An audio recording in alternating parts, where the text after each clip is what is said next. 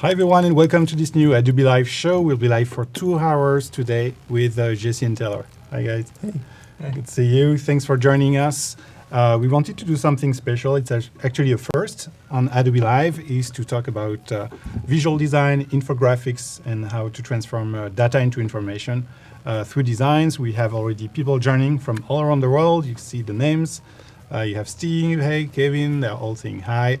And we will also challenge them today, so I will talk about it later, but they will also create and share stuff with us. And today we challenge them with animation and how to create an animated GIF in Photoshop. So at the end of the show, we'll review what they create together. Should be fun. And we will do some giveaways, so stay tuned. We will give away today this Photoshop pillow, okay, tribute to Photoshop this week.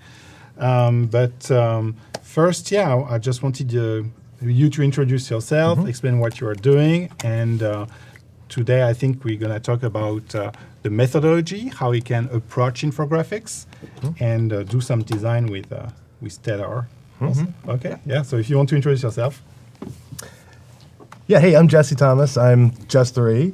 I used to be a designer, a UX designer, a graphic designer, and then I play more of like a creative director role. So I sort of help get projects started and manage the process. That was it. That was his intro. Yeah, that was my intro. Yeah, that's it. I'm Taylor Crisdale, creative director of JESS3. I grew up songwriting, graphic design, illustration, art, graffiti, everything. Basically, that's art. And then started with JESS3. Didn't do much on infographics, but then got pretty stuck in over the past 4 or 5 years, and haven't looked back. Yeah, and I wanted to sort of talk about the key differences between infographics and visual storytelling. So yeah, if you want to start by this, so we will share your screen, and also friends. So if you have any questions about infographics, we will also discover the work of JESS3 agency during this show. So don't hesitate to ask questions in the chat, and I will make sure to answer your questions. Yeah, so when we think of infographics, right, infographics are typically number-based, right? We think of charts, we think of lists, and more complex things like graphs and maps. But I think infographics are kind of synonymous with graphic design. And then when we think of visual storytelling, that's everything from on the far extreme of that, comic strips, political cartoons, and the balance from, let's say, numbers to pictures, graphic design to illustration and art.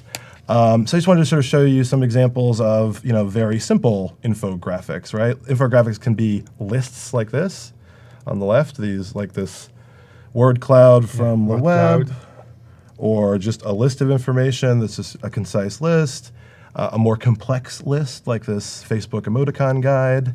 But typically it's sort of a combination of these. Le Web, it's a French conference. Yeah, the week. By Loïc Lemeur. Yeah. Cool. And so, and these ones are from Vice's HBO Vice. show. So these were infographics that were like summarizing the show, the segment. But the point back to the difference between infographics and visual storytelling, in this spectrum, we're often combining themes of visual storytelling, comics, graphic novels, political cartoons on that extreme, with the more traditional charts and maps and lists, right? So the convergence. We already have a question from Kevin, who is asking, have you ever experienced visual storytelling, but just with typography? Yes. Or maybe you want to talk about the role of typography, in how you tell the story and how you create these visuals. We have done a ton. In fact, we did one for Vivo. Let me just pull that up. That's like all typography. Okay. That is worth looking at. So this is a poster. This is the final poster. All typography and icons. Just wanted to sort of show you some of the process here. But yeah, yes, definitely done lots of typography-based infographics. I'm just sort of back on the visual storytelling sort of side of the spectrum here. Here's some stuff that really is borderline infographic that really is more on this kind of visual storytelling side, where it's basically like a comic strip with some data and informational design kind of mixed in. They love it. They say, wow, it's so detailed. Yeah. It's super cool. Awesome. Okay, so next thing that I wanted to sort of high level talk about is the difference between the traditional infographic and what we're calling snackable graphics. So just this word snackable. So snackable graphics, we could have called those social graphics because they're kind of meant to be for social. They could have been called viral graphics because they're meant to be shared. They could have been just called shareable graphics. Anyway, so an infographic is traditionally this tall layout, right, where you've taken a ton of information and shoved it onto one page. I think of this as like taking a PowerPoint's, 20 slides worth of PowerPoint slides and making one slide. It's kind of what it looks like.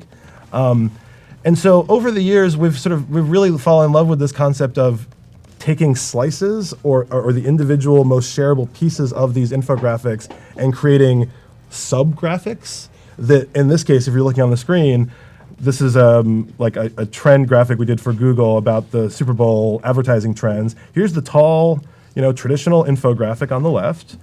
And then here are the snackable graphics on the right. So these, you can literally see, are sliced from this more complex, tall layout. So just wanted to give you that super high level kind of definition. And now I wanted to kind of talk to you guys about the creative process. So clients are giving us things like, lists, articles, reports, PowerPoint presentations, articles, structured and unstructured information. And you'll probably start from that point as well. You might have a report that you want to make a infographic of, right? So you've got this phase, we'll call this the research strategy phase. The first sort of critical sort of design phase, though, is pulling from that raw strategy key insights, right? So bullet points, as you're going through, you're kind of underlining things or highlighting things. And so when you're making those bullet points, you're thinking, okay, maybe there's some geographic information and you're making a little note or a little sketch of like map. Is it a map of the state of California or the... They're asking about a snackable, so maybe it doesn't translate very well, but it's also because why we called you is that this is something that you can consume very fast. Yep. So from a big infographics, you just extract a few bytes that you can, and that's what you see more and more on Instagram, for instance, or Facebook, on social networks. And that's why we thought it was so cool to have inviting JC and Taylor today, is that you will really understand how you can communicate easily on social networks. This is something that will really inspire you. So that's why we mean by snackables. This is not because we will design chicken McNuggets. No, but because they were asking the nuggets. No. One of the reasons we like this term snackable is it's kind of a playful kind of parallel to the quite traditional and boring infographic, right? So the whole point was to make graphics that could fit, for instance, on Instagram. That's why they're square. That's why they're focused. Back in the day, you weren't able to zoom in on photos in Instagram. That's a new updated feature. So when you think of a snackable in this period we're in, you're basically creating content. You're taking this infographic format, which doesn't work on Instagram. You can't upload a tall infographic into that square. You have to crop it. You also can't upload a tall infographic to Facebook. Facebook has all sorts of interesting rules about how much text you can have in your graphic, and it either gets flagged as too much text, or it gets flagged as a lot of text, and then they're telling you that they're weakening it in their algorithm. That's a real problem. So it's a product of that. Okay. But the snackable, you were totally onto it though. That the snackable metaphor. If infographics are boring, that's like eating a 3-course meal with lots of vegetables and the boring stuff, right? But then if you take the chicken drumstick and say, hey, here's the chicken, that is the equivalent. It's taking the bit that you really want and allowing people, or giving that to people to then share. The chicken. But also it's something that you can then share with someone else, right? I don't share my chicken, JC. I don't share my chicken. So we were talking about going from the you raw research. You have all these data. Yep. And you were telling me that this could be also a role, like a full role, like someone dedicated to. Oh, absolutely. Right. And sometimes the client, in our case, is playing that role, right? Sometimes the client is a very academic person. This could be like the World Bank or a Google or something where they're very, very well versed and they might have created this thing that we're talking about or produced this report that we're working from. So the client, in our case, might actually do what we're calling this identifying the key insights phase, right? But in your case, it might not. So remember, we're kind of highlighting the research, right? And thinking about things that stick out, but we're not really prioritizing or structuring it, right? We're just highlighting it. And then we're kind of, at the same time, thinking about creative direction, I was using this example of like a map for geographic information. You might think, oh, okay, there's some city or some reference, some geographic place. Your little, doodle on the screen could have been, is it a California state map? Is it a national map pointing out, are there other geographic things? You start thinking about that stuff at a very high level. So identifying the key insights, then you want to organize those insights and start to structure that information, right? So remember, you're creating. So how do you organize? By category? Like what? Everything's different. No, because you know what I mean. Like this process could be for some sort of missile system or some technology or something fun like music history. So you start to structure the information, and you're really starting to come up with like a narrative and an opinion, right, on how this is going to be sort of laid out and organized. So if we think back to this first, see how I've sort of highlighted this bit in yellow? Basically, there's dots hidden in that raw research. I like this term dots because we're going to start to connect the dots, right? So before we connect the dots, we want to start, so we've structured them, we've kind of put them in a linear order, we've connected them, and then we need to think about how is that all going to fit onto that little Instagram post or on that tall infographic or whatever. So we start thinking about how those organized bits of research are going to fit onto whatever it is we're doing. The bit that I wanted to sort of give you a bit more sort of thoughts on are, this is a great time to take a step back and walk away from the design and just take written notes and think about, okay, what is the story we're telling? What is the narrative? What is all this stuff? Because it's quite overwhelming to dive so deeply into this raw research, right? So back up, write notes on paper, and then go back and remix, take that layout and think about all the different ways that it can be laid out. And just briefly, I wanted to sort of talk about how that fits into like the creative process. So I'll just show you on the screen here, right? So sketches can sometimes be quite detailed and beautiful. Sometimes they're very rudimentary. My sketches are sort of ugly and rudimentary, whereas designers' sketches are much more. So, just wanted to sort of remind us here, right? So you start with the, stuff, etc. Then you work at a really low fidelity, right? You're thinking about just quickly. For instance, the one I'm sort of showing you here is an evolution of music formats. This one here, it's kind of like a timeline. So we've already kind of thought about what we wanted to do in that example. And then the next thing we're thinking about is style, right? So in parallel to the layout, we're thinking, okay, is it going to be an underwater theme? Is there going to be blue water and a sky, whatever it is, right? So it kind of comes alive.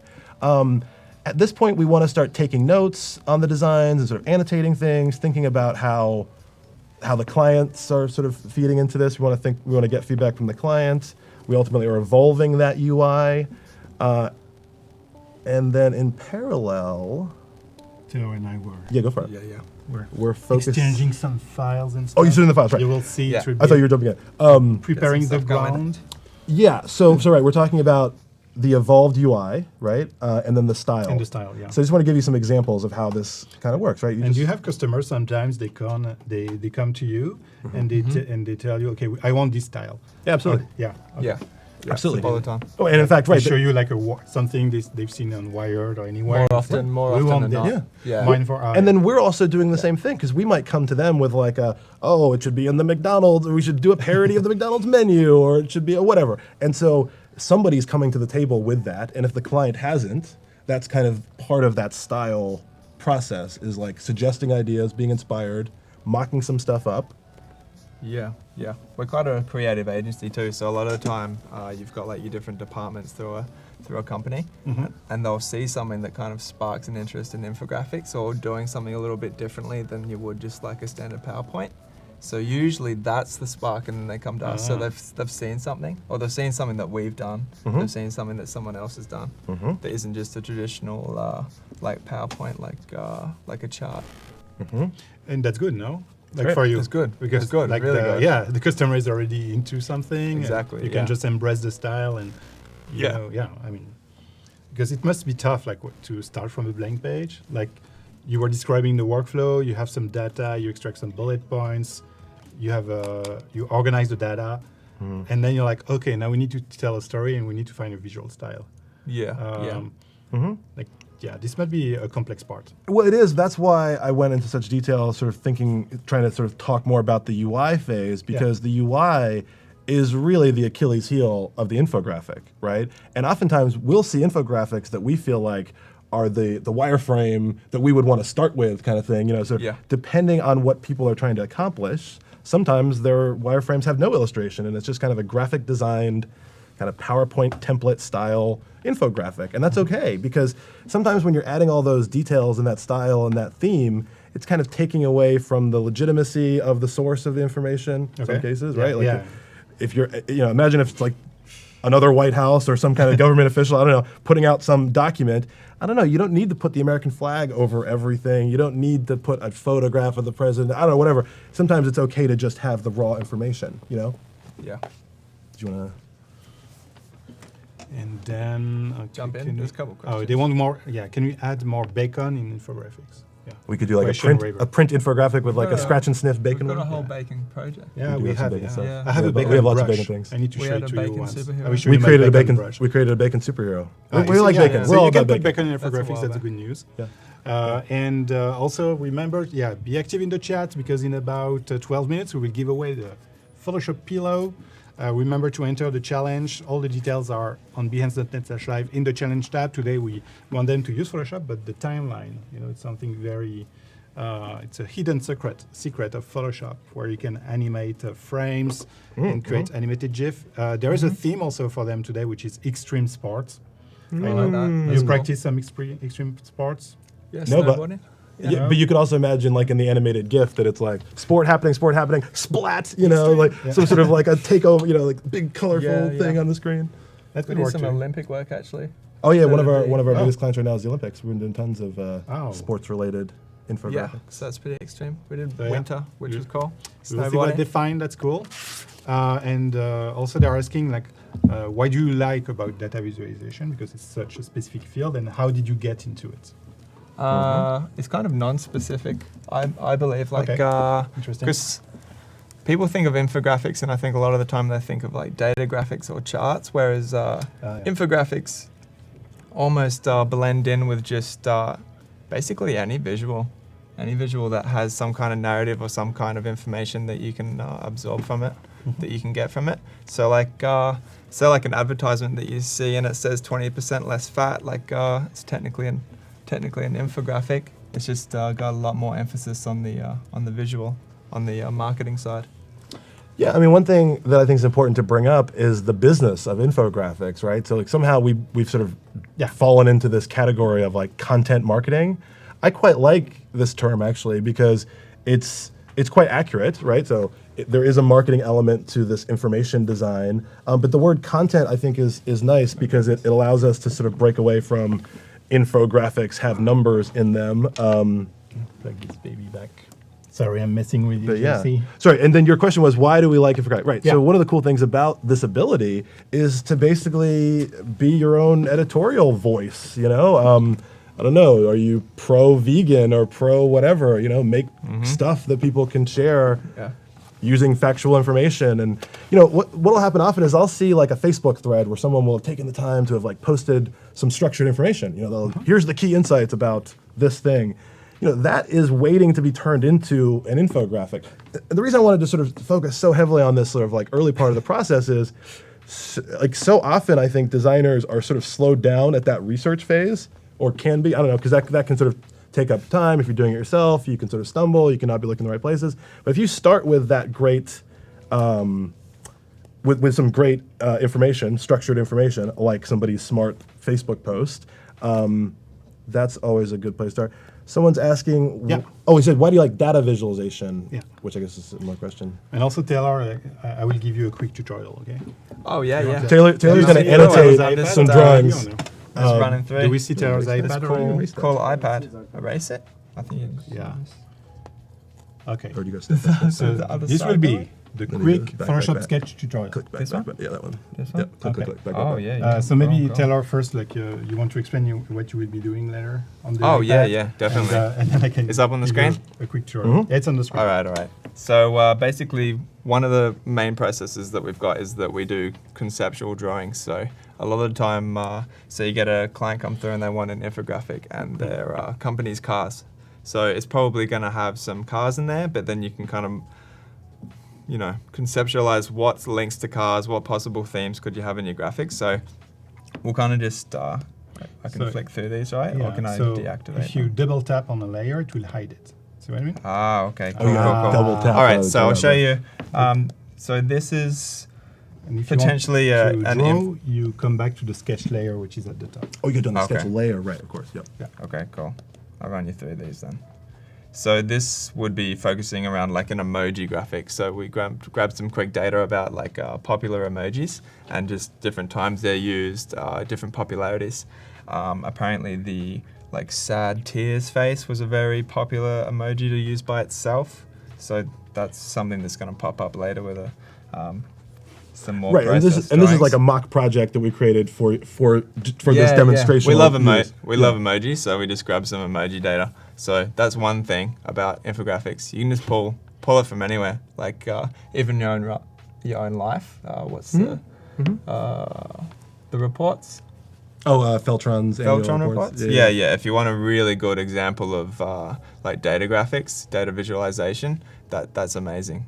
Yeah, there's emojis, Shakti saying it's a great way to make it fun. Yeah, exactly. It has And you can emotions, get stuck in because you're working with already pre-done stuff. Like you don't need to draw them like we will be like later in these streams. You've got pre-made emojis that you can just drop in and play with and then, attack the design later if you want to. So Yeah, and just on that, like I love using emojis in layout. And just jump back to my screen real quick. Yep. So we'll do designs like this. Like here's like a mobile UI for like a list app, right? And so we'll use emojis in kind of more complex things. But what the thing I wanted to highlight here is like you can download these folders of emoji PNGs. So they're clear files that you can kind of very easily drop in. And I don't know. I think that should come in photo. I mean, like I think not. You have to have the emoji folder set on your folder if you're doing graphic design. Yeah, a lot of emojis fan. so tell stuck us, in the emojis. quick So- tutorial, okay? Yes. So I show you. Yep. So if you want to sketch, Jump you in go there. in the sketch layer, because it's where you can draw. And here you have different brushes. You want to make annotations? That's Yes. the goal? Okay. Yep. So let's click once, Looks like a and good you one. can change the size here. Okay, I like that. And the flow, and the color. You want something that pops? Or what do you want? Yeah, I like fluoro pink. Pink's good. Oh, pink. Yeah, Like, or red. Here. Yeah. Is Okay. anything that stands out? And then you can draw. You can undo clicking here. Okay. Or you can also use your two fingers and do this. So if you Oh. do like 1, 2, 3, 4, you can do 1, 2, Okay. 3, 4. Okay? That's That good. was I the like quick it. training. Okay? Okay. Good. Cool. And okay. just before we start, one of the problems, or one of the challenges of visual storytelling versus infographics is sometimes people are expecting a traditional infographic, right? And sometimes when they're looking at these very illustrated graphics, people, sometimes the illustration can be so thematic and so detailed that you kind of forget the information that's there. So that's the balance when you're doing this kind of work, is to let the sort of story shine, but to have it still be beautiful and in that theme.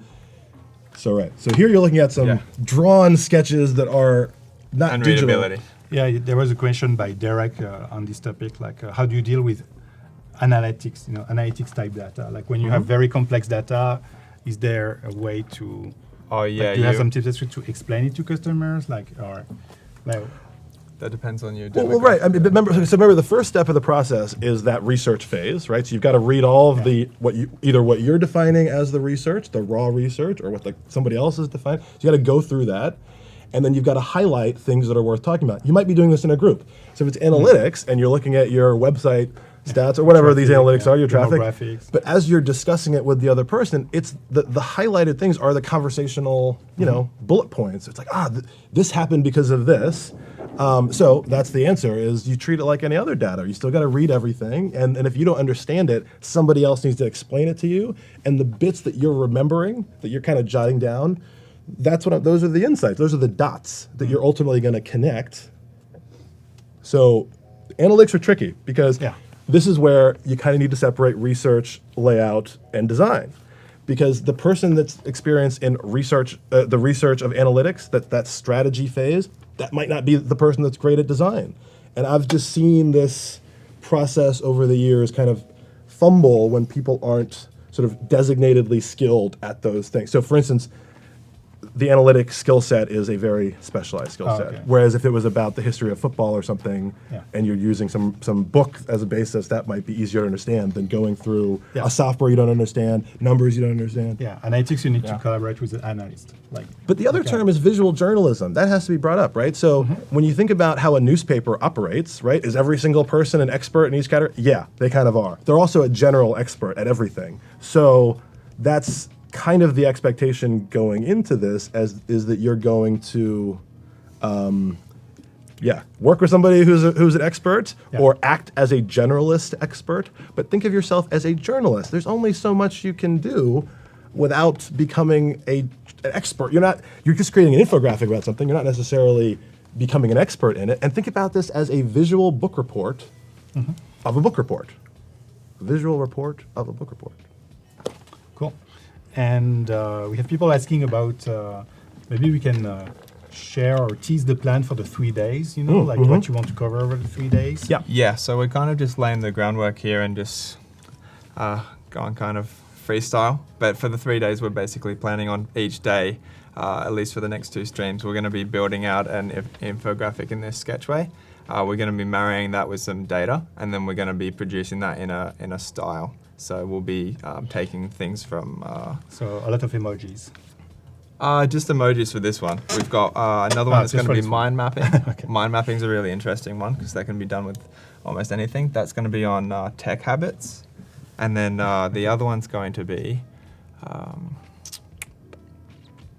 timeline for traveling. So Right, yeah, we've timeline. got like a globe in the middle and just different ways that you can do a timeline. And then we're going to be showing like, say you've got a timeline and someone says, oh, I want a timeline. You might naturally think of like a linear layout, but like a timeline can technically be like this, and it's like you're playing snakes and ladders.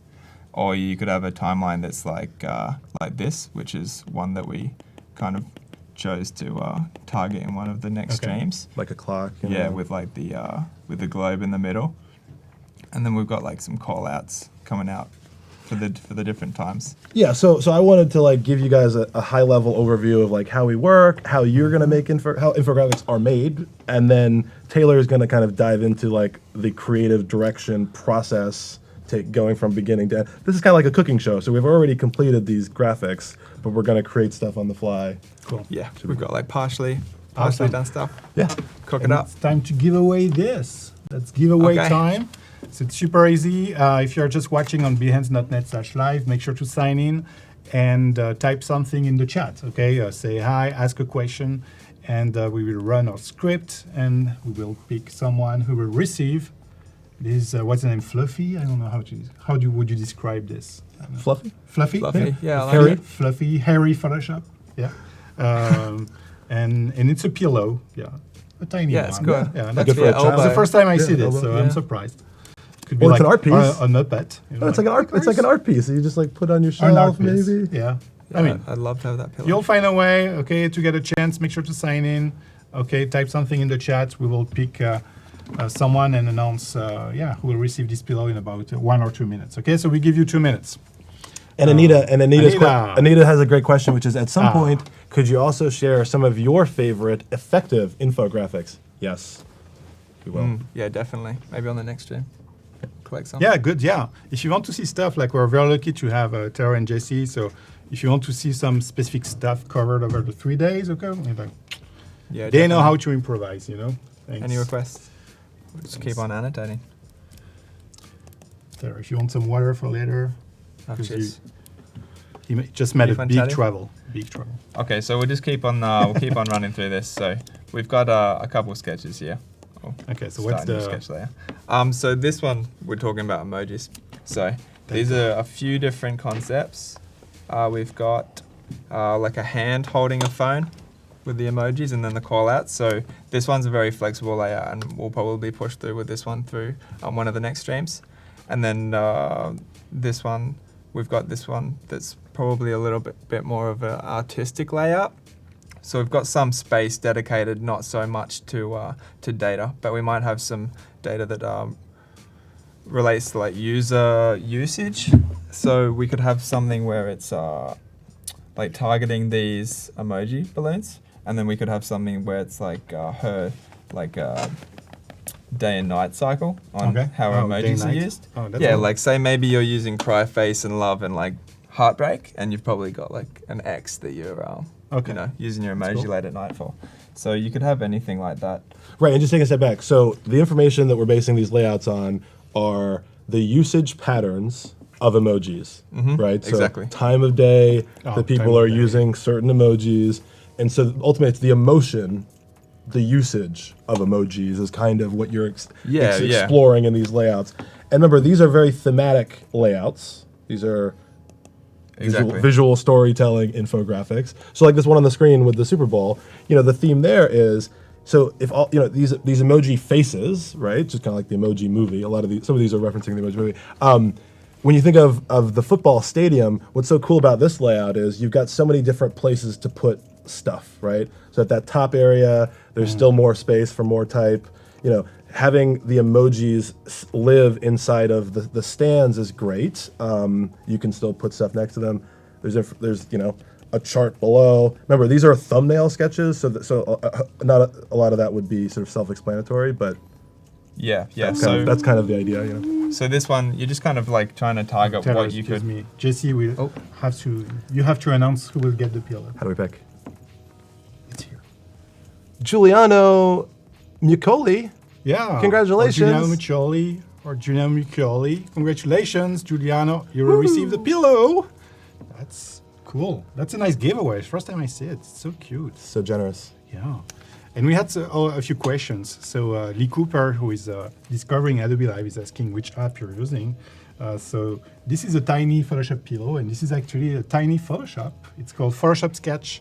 It's a free application available on iOS and Android, and it's used to sketch. But what's cool, I mean, you see, Taylor, like you're already using it's it. cool. Like It's easy peasy. you have layers, you have brushes, stuck in quick. markers, and so what's really cool, Taylor, is that what you can do also at the end is say send to Photoshop, Okay. and it creates a PSD file, and you keep the layers. So this is something you can reuse after, or send to Illustrator, and then That's you good. can start creating the vectors on top of it. So it really are the easy. notes in vector, or is everything on No. top, or is that a flattened layer? So in this case, I like it that. would be like a flat layer. I like But there is another app called Illustrator Draw Okay, I like that that better. lets you Yeah, sketch yeah. vectors, and then give you you keep like a all the flash vectors. layer. But then I guess it would be slower.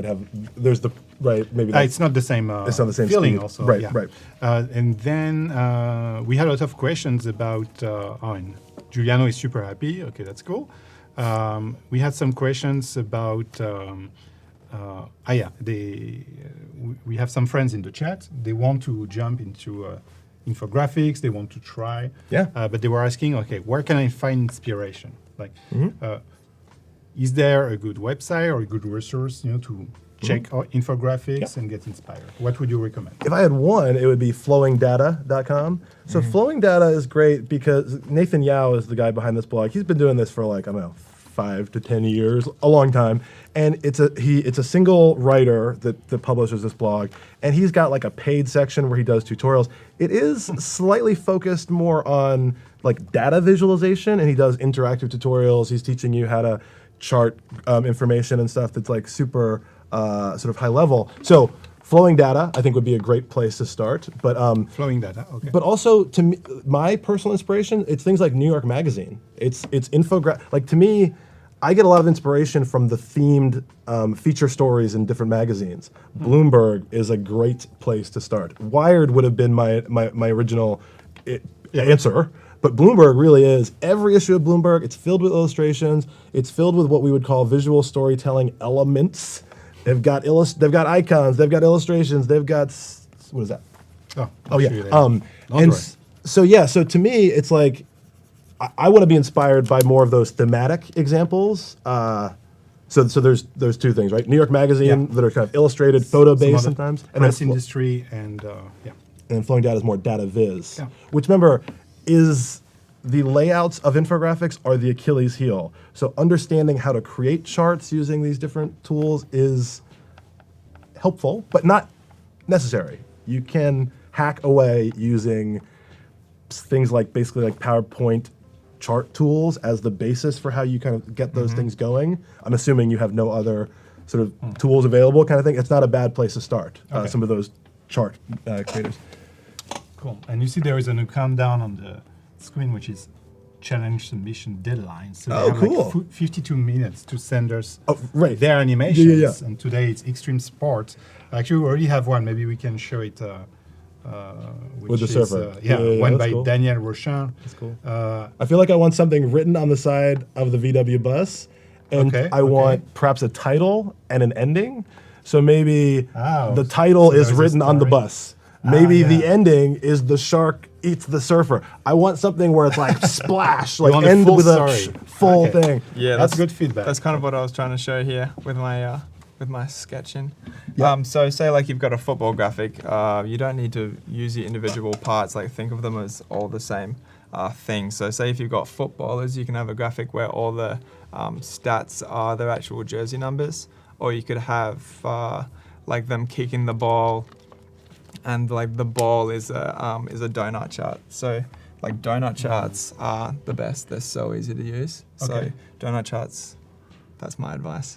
Yeah, no, and building on that, one of the challenges is making these connections as deep and meaningful as possible. Okay. Because when you think of these visual metaphors, sometimes it can be so surface level that it's shallow. You know what I'm saying? So you're just adding like a stat next. So if you, in this example here with the football, Yeah. you're throwing the football back and forth or the numbers on the screen. Sometimes, like if it's just a chart is on a place where numbers used to be, Yeah. you just you want to be careful because you want every connection of illustration and like information to really be a meaningful connection, not just a surface level stat on Yeah. you know what I mean? Yeah. But worst case scenario, charts on the footballer's jersey is fine. That kind will of work. thing. Yeah. Yeah. Obviously, You know what I gotta mean? you gotta Right. sort out the narrative. So And that's why evolve things, that's too. why It it's should always Should feel evolved. Go right. That's why you've got to always have like your structure worked out before you want to go. So a lot of the time, decide if you want a narrative. Decide if you want something that's like non-linear. So you've just got like a graphic that's just full of information. So something like that Vivo graphic that we had, it can be consumed in any order. Whereas something where it's more like a linear story, you need to construct it in a way where it naturally reads through its points, because maybe if they come in halfway, it's not going to make any sense. Whereas some graphics, you can just start it from the bottom and read up to the top. So if you decide that early on, then you'll have a much easier time. Yeah. Mike is making a good point in the chat. He says a metaphor is like a joke. If you have to explain it, then yeah, good I point. like that. Yeah. Especially with the snackables you were sharing, like because you know that people will consume it on Facebook. They will only have like 2 seconds. 2 seconds. to get the Yeah. concept and And in fact, that's you a good just point. reminded It's us like a of, snackable. of the brilliance of the snackable is that in the early days of social, when you think of Facebook or any of these Yeah. sort of feeds, they're often shrinking the image down. They're actually sometimes cropping the image as well. Yeah. And the goal was to, remember, if you're thinking back to the traditional tall infographic, you can imagine that's getting shrunk down to not being recognizable in these various kind of places it's being placed.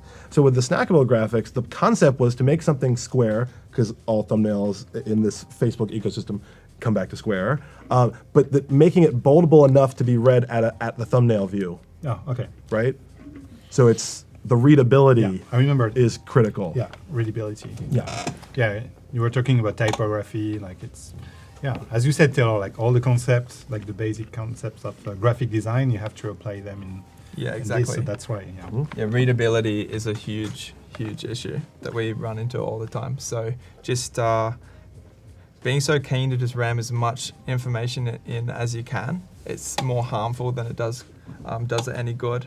Because if someone looks at it and it's daunting to look at, whereas well, that could actually be a good thing. So it depends on your demographic. If you're doing something that's for social and it's for quick and easy, just like everyone, a very broad market, then yeah, you can just go real simple, something that's very visual, something that's just looks really cool. And you go, wow, that looks cool, I'll read it. But if it's something that's got a specific market, like you're going for like IT professionals or someone that already like has a grasp on the concept, then you'd probably want to have something that's a bit more granular, because otherwise they're just going to go, oh, this is like a baby graphic, I already know all this stuff. So you'd probably follow that up with, like one thing that happens all the time is we'll do an infographic that's actually a like a hook and a link through to like a white paper or some kind of report that's like really expands on what we're doing. So it might just be almost like you would do an introduction to a speech or a report. Or like the so cliff we notes, summarize. or like the sort of the summary notes, the cliff notes, Exactly, the book exactly, yeah. report. Yeah, yeah. So you could do it like a lot of people do their resumes. So you could have like a very simple infographic on the front cover of your resume, but then you probably wouldn't have a that infographic that's your resume have like your entire working history like laid out in there.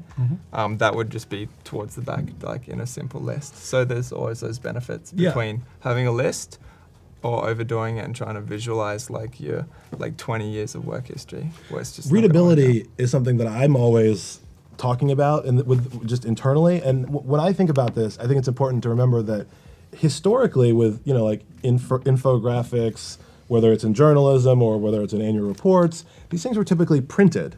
And when you think back to your school experience, right, you might have had one of these graphics on the wall of your elementary school that was like a map, and then it had... Yeah, someone was mentioning Yeah. like, oh, I wish that my infographics at school were as colorful as the one you create. Some of them are pretty good. And so, you might look at a map that's got like the flower and the animal and the state flag laid on a map. So it's a geographic map. It's got that layered information. But the point I wanted to make is about the zoomability. So you can, we're looking at there's movie posters on the other side of this room. So a movie poster has information that you can read from across the room. It's also got information that is so small, it was intended to be only read when you get up close. So printed design work, especially as it relates to information design, is a different kind of a ball game than digital information design. Because like I was saying with Instagram, you didn't used to be able to zoom in Instagram. You literally couldn't zoom in. There was no, so you were just stuck with that view. And so that's, I think, what we have to think about here is where is this work going to go? Yeah, it was a question also by Jack Rice, like how do you make it shareable? But that's, I think You you're work asking the word. backwards. Yeah, that's you work backwards from where it's going to go. Yeah. And what I like to do is you kind of screenshot where it's going to live. You kind of, if it's Facebook, you kind of, screenshot Facebook and then drop that image in so that you can start to understand, wow, it's actually going to live on a blue background. Wow, when I click it, it goes full screen. It's now on a black background. These little things, right? So you just got to think of, the question is what is the secret sauce about making something shareable? Well, the secret sauce is making sure that when it's shareable, it's going to be readable and it's going to be usable and it's going to look good. You can't ignore starting with where it's going to live because people do. Clients are, clients will say, we want an infographic. And then we're saying, well, how are you going to use that infographic? Oh, we might save it as a PDF and email it. Or, it's just clients aren't always thinking through that. And so we're at the beginning of every process, trying to think about that. How is it going to look awesome, and how is it going to be readable in that final space, and wherever else it might live as well. Okay, so you want to know first how they will share it. Where it will live, where it how will they live. will share it, Okay. yes, and optimizing for that place. Yeah, definitely. Interesting. And mobile is always an issue now. So you have to always assume that someone is going to be reading this on a mobile device. And if they can't read it, a lot of the time it will be immediately scrapped. So it doesn't matter how much work you put in. If they can't read it at first, everyone's lazy. If I have to zoom right in like a million times, you're probably just going to skip over it and assume that it's like not worth your time. Another factor that I've noticed, especially with journalism and kind of with content marketing, is that people will often share content before they've totally consumed it. You might have done this yourself. So sometimes people the validity of the source of the information, it might be XYZ celebrity has just released this thing, and then before totally, verifying that it's real and authentic, you just share it. That happens with infographics, right? Sometimes people are passionate about veganism or whatever it is, and the minute something comes across their feed, they want to like it, share it, right?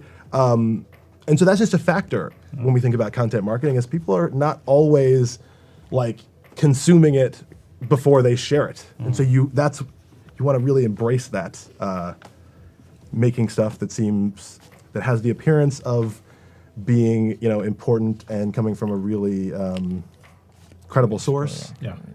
And that's often a problem for us because we're trying to create these themed kind of like feature story graphic styles, but the whole point is that it should look like it came from the corporate headquarters. You know what I mean? You know what I mean? Like if you're doing an Adobe infographic or you're making a White House infographic or whatever, you don't always get the flexibility to have it a theme that isn't just the brand theme. So that's a trap. That's also what you, as the freelancer or whatever, the independent person, you can do whatever you want.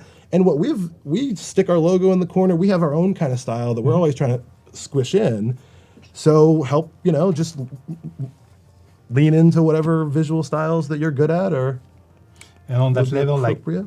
Kevin is asking you, sometimes you have to, or maybe it's for, maybe to brand your agency, but do you have also to find some data yourself, or I guess that when you work with customers, how do you feel about that data? Like, do they have good data usually, or you? Usually, yes. 'Cause usually you. most of the time, you don't have that urge to make an infographic without having some kind of data set to support it, because otherwise you'd be going for something that's more like an advertisement. You'd be going for something like an animation. So it might just be like a walkthrough of your product, which is things that we do as well, which is technically an infographic. Right. Oh, okay. So we ask for the data sets, but you can work with almost anything to create. Yeah, and it's subjective, right? So this is like there's a client here. This isn't traditional journalism where you've got, you know what I mean? So the client is really the final say on that source of information, really. But our job is to always do our own second layer of information, and sometimes we're giving that back to the client, kind of regurgitating what we've learned separately. Very rarely are we challenging their perspective, because the client is bringing us that raw information and most of the narrative. This term narrative hasn't been sort of brought up enough when we're talking about this kind of stuff. I refer to the feature story in a magazine, kind of, that's how I sort of think of it. But the narrative is the visual style and, the opinion of that presentation of information. Like, what is the agenda that you want people to take away with? So the client, because it's, it's not cheap. So clients are coming with a very specific vision of what they're trying to come with, and here's the information that supports that. It's quite rare where we do deep research, actually. Okay. Thanks. Yes.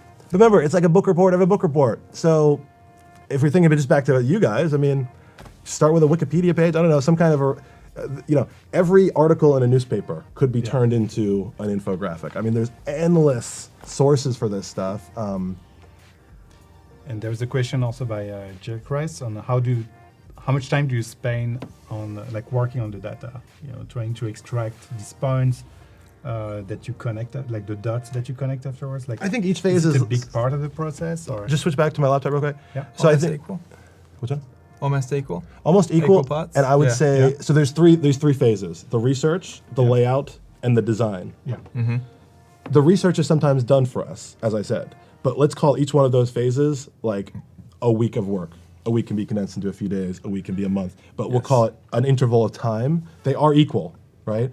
And remember, the layout and the style design phase, these are parallel overlapping phases, but 3 weeks, 1 week to do the research, 1 week to do the layouts, 1 week to do the design. That would be a typical kind of a workflow. Okay. Yeah. I wouldn't don't discount any part of the process, because you'll end up stuck. So you can end up kind of pigeonholing yourself into an idea and then not being able to work your way out when it doesn't work out. So my advice would be get as much data as you can, because it's better to have It's definitely better to have more. as much as you can. Because if you're trying to stretch data to kind of like become this large graphic, it's just not going to work out. It just kind of comes across boring because you're reiterating on the same points. Whereas if you've got a really large data set, then you can kind of just like pick out the cream and then use that for like your key point indicators and like things that are going to really like have like a nice insight to each point. And that's one part about a narrative. Like you almost want to, with a good infographic narrative, if you're trying to get a point across with it, like set up your graphic, have like your arguments, like the same way you'd have like an argumentative report, like you're trying to push like an agenda with it. Set it up, have like some decent points, maybe 3, like you recommended, like with a report, and then have a summary at the end. So it doesn't technically need to be all written, but that's a good way to structure an infographic if you're trying to have someone come away with an idea So say like if you're talking about like vegan graphics, you could say like, or like eco graphics. You could set up like 3 pieces of information to do with like plastic use, and then you kind of expand on those 3 like plastic use, and then you have your end, and then that would usually lead to some kind of like call to action. So you'd have like a link at the end, whether it be to your own profile or to like a client's website with further information. And Kevin 7 says, why they don't have an infographic that shows the process? This is an infographic on the screen. This is a process chart that loosely, at a low fidelity. An infographic of the This process. is an infographic. This is the wireframe of the infographic. It looks But yes. Real loose. We've got 3 days. Cool. Okay. So if we switch back to the iPad, maybe you want to explain what you Oh yeah, are I'm trying just sketching to some loose express on ideas. this one. So Oh, it's like a chat. so you can imagine you're just trying to like use some of the themes. So if you're going to go with emoji, maybe you could have some information showing up in chat bubbles. We were talking about GIFs, so this is a possible idea that you could have for an infographic. Infographics work really well when they're spliced up and cut up like a snackable. So you could have this. Chat conversations also work great as animated GIFs because it's like, whoop, Oh, whoop, Yeah, whoop, exactly. You know, Yeah, you don't have Easy to like a create. really high frame rate. You can just cut it after each appearance, so you end up with like a relatively small. and it could be a GIF. group chat, and you could have Obama jump in, and then Kanye jumps in. No. Yeah, you can have anything you want. But say in this idea, it kind of feels natural, right? So you could have the screen basically changing. So you could have this dimension pop up in a social feed, and you could share this GIF. The only thing that I would say is a drawback is that at a glance, someone might see this halfway through. So you need to have each one of your visuals its own complete like snackable, like your own complete piece of narrative, so that if someone reads it, they go, oh, well, that's cool. Maybe they'll get to the end, and then your frame rate will like your change over time will be so that it's about the time that it takes to read, and then they'll see it change. On the note of animated GIFs, Facebook has relatively recently allowed the use of animated GIFs as they've pushed towards video. One of the interesting things I've seen people do with animated GIFs in this format as like a Facebook promoted post ad, it's probably the Russians, is they will do basically presentations of information, we'll call those snackable slides, but with no transition, where it's just slide, 5 seconds, Cut. and then next slide. Yeah. Right, so it's like, animated GIF, because Exactly, of course, the file size, all that stuff that you're losing in the transition. I thought that was really interesting to just kind of hack the animated GIF format and not make it like an animation, but just as like a format for transition multiple every information. 5 It's pretty seconds. simple, yeah. You've also Picture. got slideshow format in Facebook posting, okay. which is interesting. So you can like I was thinking about take this. an infographic and turn it On basically. Instagram also, Exactly, like you can yeah, have and a the slideshow. multiple I was images, thinking so- could be the same. Well, that's visual and- that's what your animated GIF. What's what everyone is doing with animated GIFs Yeah. is you could save out each one of those frames and then make it like a Yeah, like yeah, an swipe. Instagram Yeah. multi-post, or maybe. Yeah. Yeah, That comic could books work. Comic I mean, books work well yeah. too. You Comic still books are have basically infographics. 34 minutes to work on their animation, so we'll see. Maybe they will come out with this, like export. So you can swipe on Instagram, like each frame. Should we like have a look at what people's progress is, or do we just look at the end? Let me see if there are, we'll look at the end. Because they already shared a lot today, so I don't know if you have a lot during It is our more like a show. PowerPoint presentation, reverb mic. Yes, it is. And I actually am referencing that. I think that's a good thing because people understand it's so funny how PowerPoint doesn't have enough competition. But yes, the multi-slide linear presentation is the foundation of so much of this work. That's why I used it here. That's why, infographics are basically imagine like a 20-slide presentation where you've taken all 20 of those slides and put them into one slide. You got to cram some stuff in, some stuff's got to, but you've already got that order, right? You already have the first and the last slide and that structure thought through. That's why presentation design is such a good metaphor and foundational mindset for all this stuff. Right, so what Taylor's doing is just sort of on the screen exploring how, what we would normally do with you is share this raw information so you could sort of understand more about how this translates, but Yeah, Taylor's thinking like so an basically like, administrator. So the information that you'd have here is, say, if you've got like a list like this, and you'd probably have like some kind of spreadsheet. So it might be that like the happy emoji is like this percentage. Yeah. I'll whip out some percentages here. And then you just basically pick, so charts are amazing. So your best friend is charts when you're doing an infographic. Okay. Just jump on, look at all the different charts that there are, because if there's some information that you need to visualize, if you only know bar charts and you only know like pie charts, then you're gonna have a bit of a hard Let's time make a new understanding layer. how to visualize that. Make a new layer and just like draw some of these layouts. Oh, he knows now. He's the Oh, power yeah, you got user of the- nice, Photoshop nice. sketch now. Yeah, yeah. Look at that. So, But do whipping it like out. a blank sketch. Just like start from scratch and just like Yeah. draw some layouts. So you've got charts where like it depends on your data though. Well, no, but just do it with emojis. Like a blank, like start from blank with no title on the screen. Completely blank. Okay. Oh, you gotta turn everyone off. Yeah, you That's keep fine. chatting and Okay, so what Taylor's going to do, so we talked about the theory, we've sort of bounced back around about the creative process, and what you're seeing on the screen are just some nice There we go. pencil sketches you need the for sketch how layer. emoji-based infographics could be laid out, right? We're using the stadium metaphor, etc. So Taylor's going to just like bang out some layouts with like titles. One of the things that is often used in information design, especially presentation design, is lorem ipsum. I hope we're all familiar with this concept, right? Latin text. Yeah.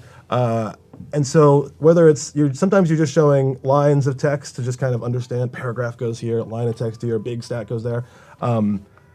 But remember, that's such a big part of the infographic success are these layouts, and making multiple layouts is the name of the game. So each one's like an emoji face, that's cool. yes. All right, so imagine this, right? So remember, we've got stats on emojis. So we understand that certain emojis are used at different times. Certain emojis are associated with different feelings.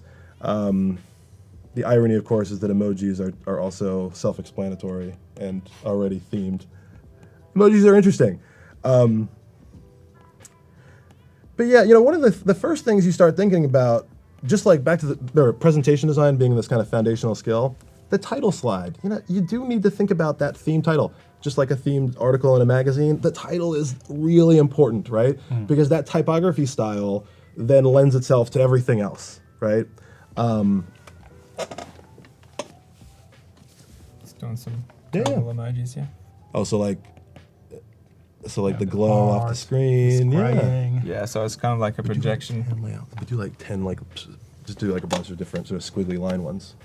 Oh yeah, yeah. So for the same thing, so basically like if you're laying these out in this radial pattern, like there's no reason that if you've got less space, I wouldn't recommend doing this for like for a large graphic because it can get boring pretty quick. But you can obviously just list these out. So that's actually one of the good ways to start out is if you've got, say, just the data that a smiley face is like used 20% of the time and then like an unhappy face is used 40% of the time.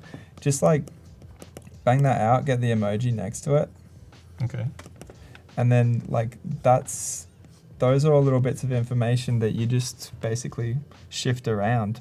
That you can have your core kind of pieces of data and then you've got a visual. So like if you're talking about smiley faces and 40%, the most logical use and the most straightforward use of that information is going to be usually the most legible. So if you're going to use a graphic of a smiley face and that percentage, like there's no reason not to do that. You don't need to like push it outside of that, but you can be creative with how you actually show like the unhappy face. You could have done the faces and the O's or something.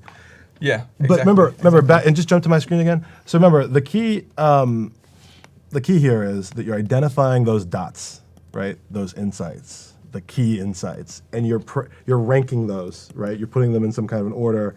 You're also thinking of visual references because what Taylor's doing here is kind of the condensed kind of process, right? So on the screen, remember you've got structuring that information, right? So you've got this raw like list of stuff with some doodles next to it, right? Then you're thinking, okay, how do I organize this information? One of the really important things about an infographic, like a report, is it should feel like you have distilled time into something small. It should not feel like you just took a quote and dropped it onto the screen, right? Yeah. It should feel like a professor of this topic distilled his vision into this perfect thing. That's really what it should feel like. Maybe you want to show some, final infographics. Yeah, You yeah. know, the one in your presentation, so they can get a feel of all the styles they can cover. For sure. JESS3. Yeah, so this is just like, over the years, when we started out as an agency, we were doing lots of interactive work. This is a caseworker's Maybe view. we can do a picture-in-picture. Maybe you have the iPad. At the same time, we can do a picture-in-picture. Or you can do it separate for now. Keep them different. Okay, so super interactive projects. We were an interactive agency when we started. This is a project for Facebook's 500 million user announcement. This is a interactive website back when we were doing lots of like mini websites. Basically what you're looking at here, this is a wireframe of a website. You're looking at conversations that are happening about Facebook that are curated from all over the world. So that's that hero experience in the middle, and you can click on that and like zoom in on those things. And this comes from analytics data. Like the people were asking, Yeah. what do you do when you have a lot of data? This is a Well, great representation. where we've come from is literally doing analytic data visualization as a, okay. that was our That was focus. your- okay. Everything. But, a lot of those early projects were social streams, some version of a social stream. Same project, different views. This is an interesting project. This is for Intel's social sites. We used to do a lot of these, like social kind of mini sites for events or for whatever. So this is Intel's CES mini site. So this is this is one of the more interesting pages. This is in the check-in section. Okay. So we're using Foursquare's API. Remember, this is like back when that was kind of a hard thing to do, kind of an interesting thing to do. So here we have a heat map of the CES show floor. So there's all these different, so Intel is like partners with all these different people. They're not competing with them. So we came up with this idea of showing the Foursquare activity I see. Of people checking in on a map. In fact, actually, we were even using the Facebook check-ins because we're still using that as a heat map. So it's super interesting, super simple.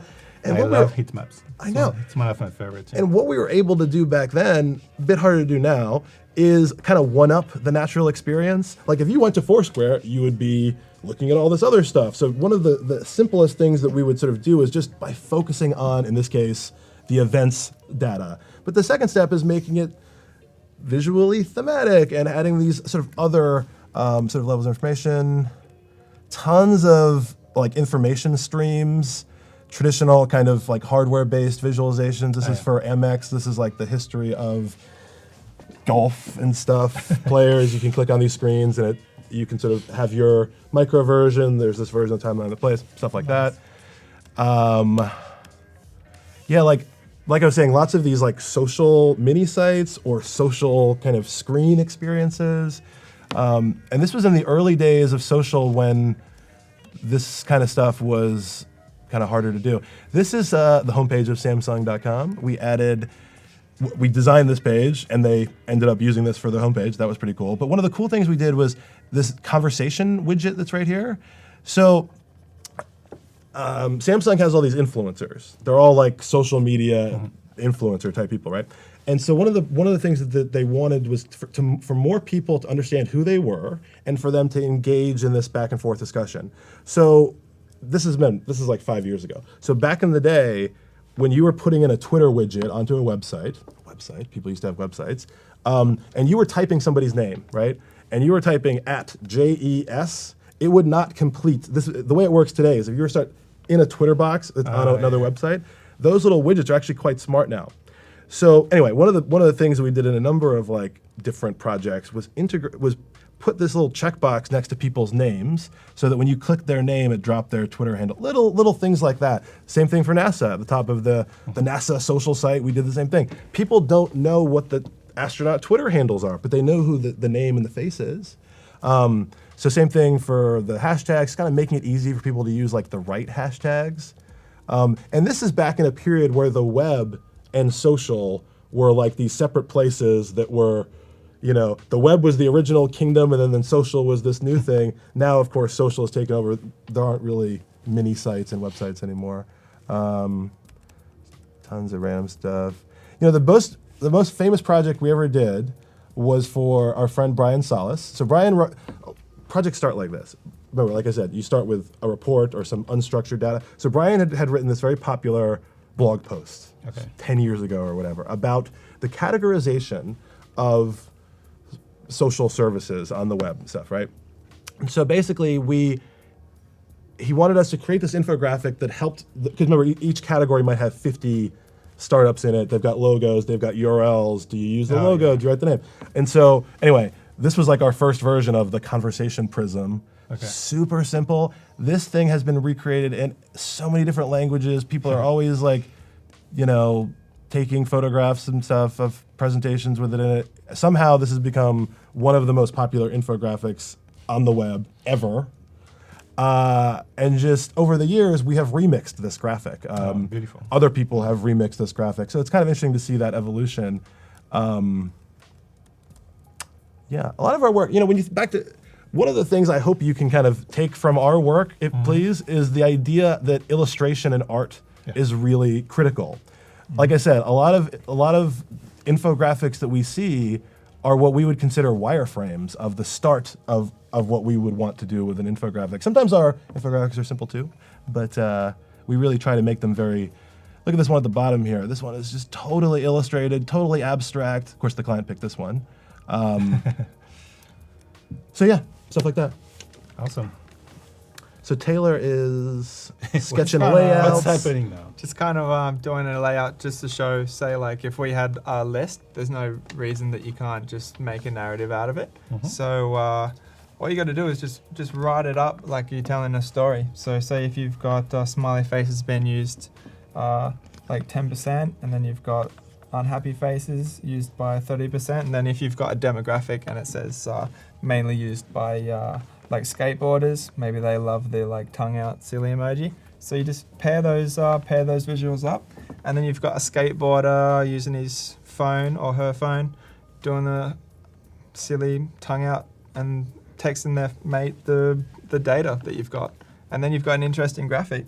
You just do that 6 times, and you've got a cool story. Do a cool a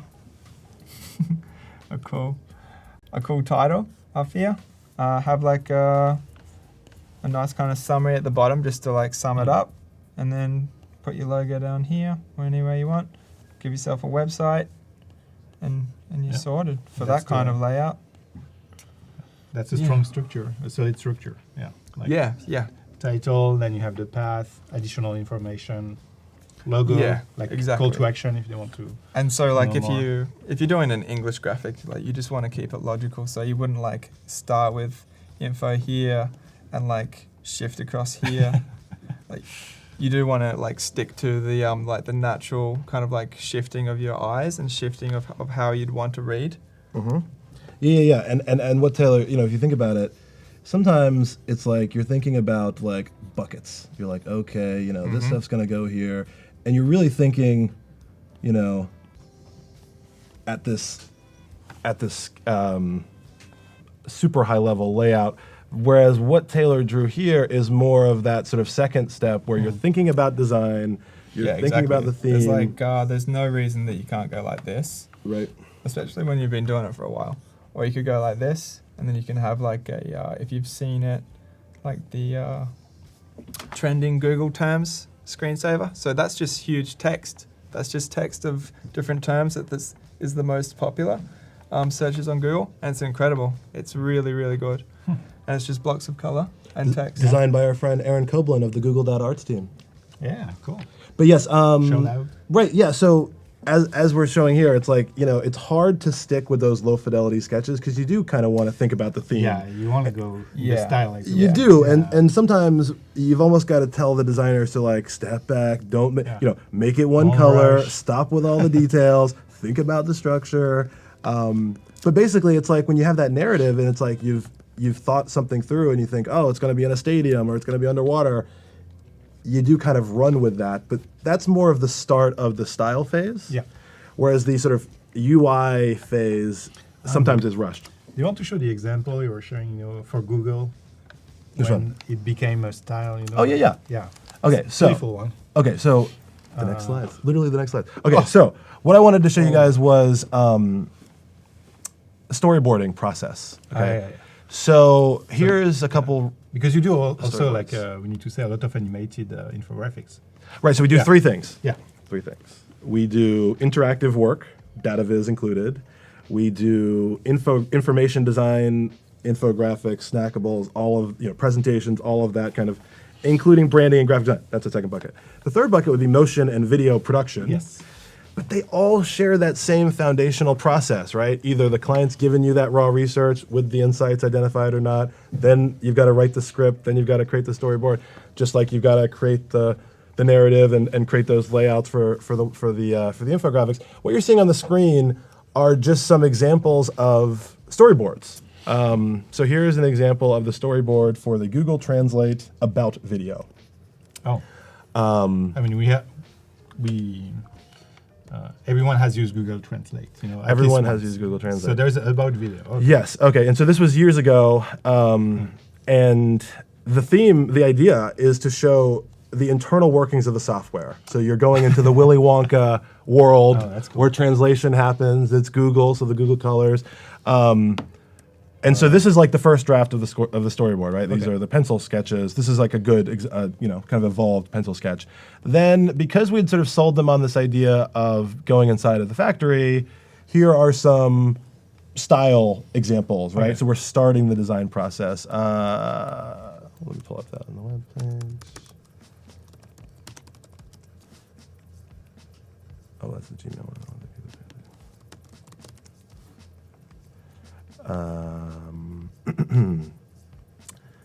So while that's loading,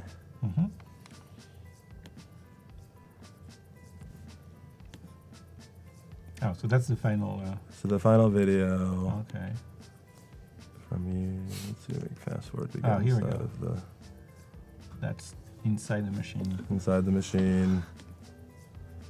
I'm trying to find the bits I like. Yeah. Yeah, it's sort of like an animated presentation. I've cut us halfway through here. Need the audio.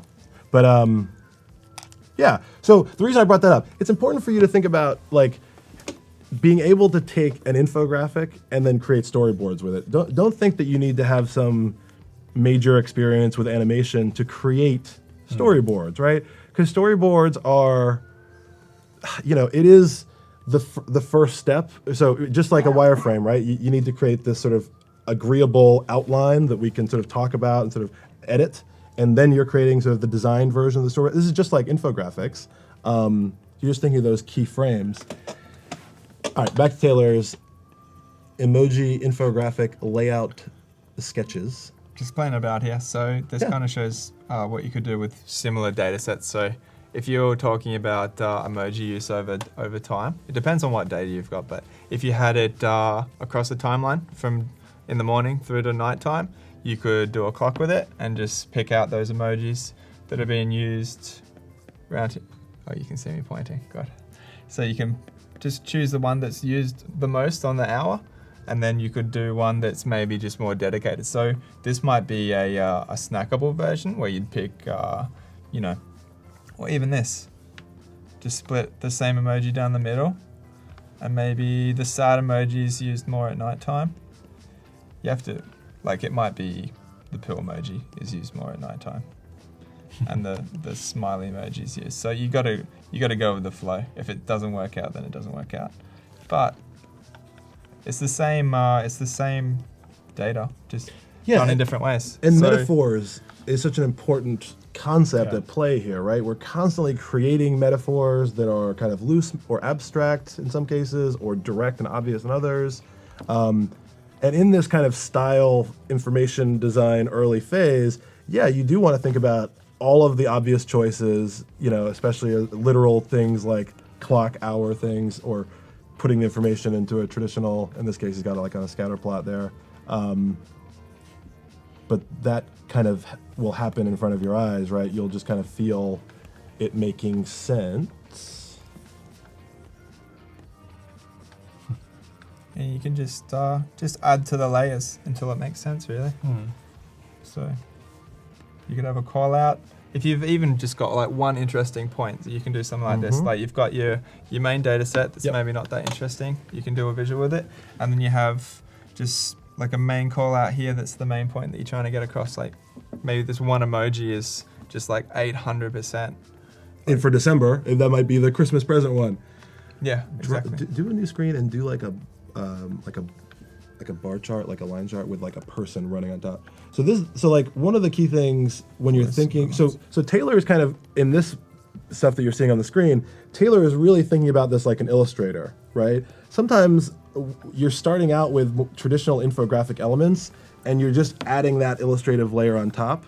So, but do them like from down here, like pointing up. Like this? Yeah, like the one we just did for we have like the one running over top kind of thing. So like start people new, running start up. a new screen, do a new screen, start a new screen. You can add at the top. Can you add at the top still? I'll just do it here. Okay. So what Taylor's drawing is a line chart where there's a person stepping on the line chart, right? Okay. So we're constantly filling our heads with these like adding stuff to infographic elements kind of thinking, right? Right.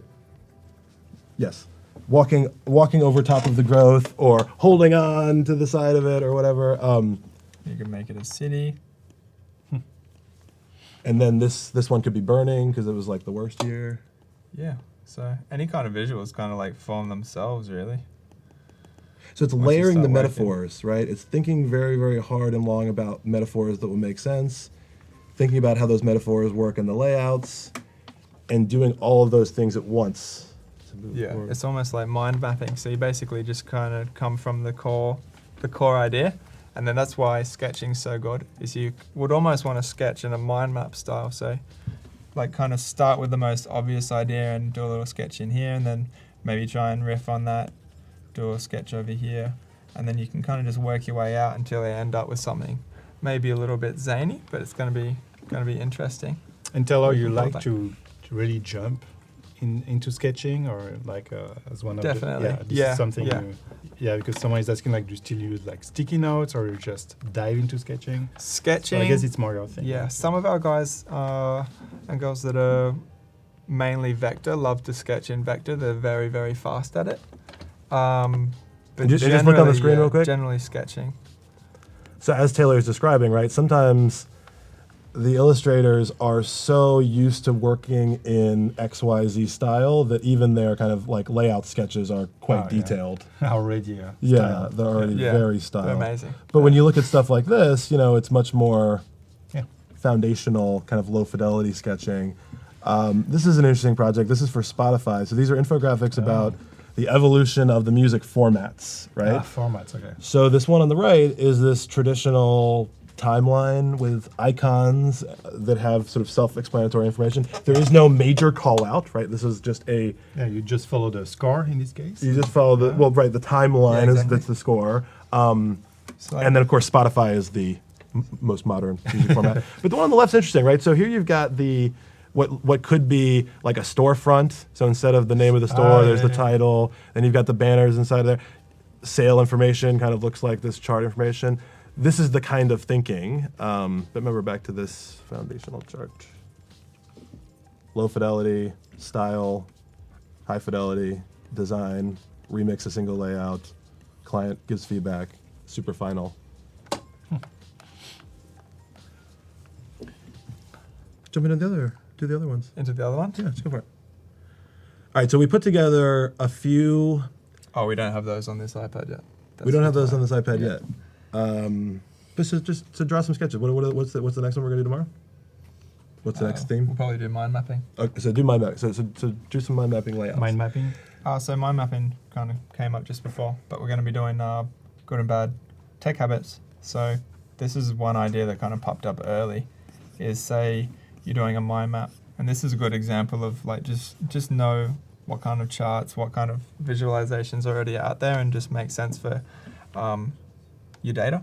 Mhm. So this is just a quick Right. change. So the person on the left could be like the San Francisco Giants fan, and then the person on the right is the Washington Redskins fan or okay. something. So the guy in Left and right, the okay. Redskins fan eats the hot dog, and then the Giants fan eats the pretzel. You know what I mean? So it's sort of the dichotomy, the parallel of these. Exactly. Yeah. Exactly. And- And then. And Yeah, Monica, I saw that. yes, so Taylor is using Photoshop Sketch, which is free on iOS and Android. So if you have With also smartphones, you can get Photoshop Sketch. with the same idea, like it depends how illustrative you are, really. Like you can just kind of gauge it on your own skills or the level of detail you like. Mhm. But like one thing, I think it's Brosnan.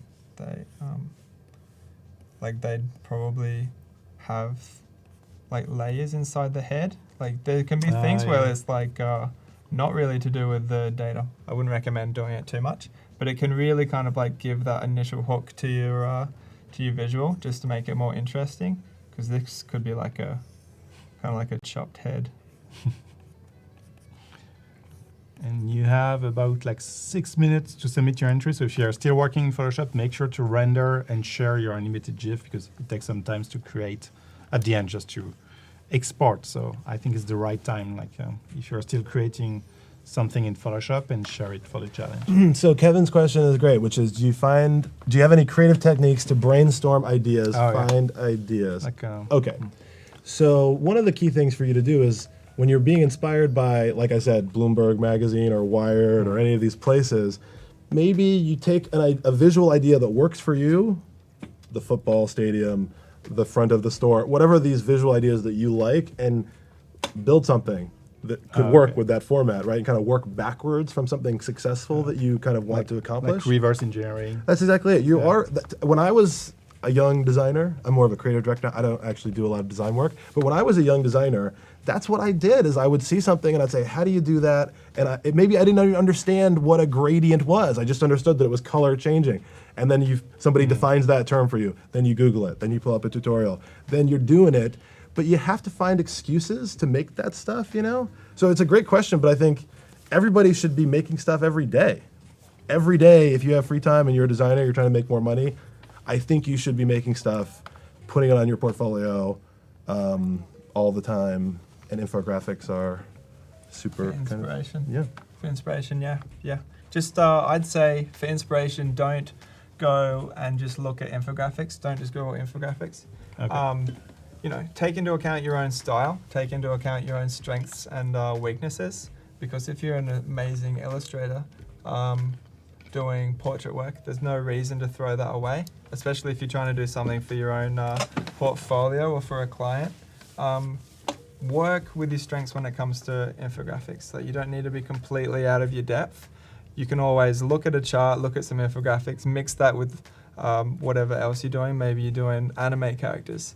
You could do an anime character looking infographic. There's no reason that those can't be together unless the client really doesn't like anime characters. So, yeah. Especially for yourself, for your own work and kind of like pushing yourself, just stick with your strengths and push it from there. Yeah, one other tip for you would be, like I said, like the other day, the person will remain nameless, but this is like a famous person.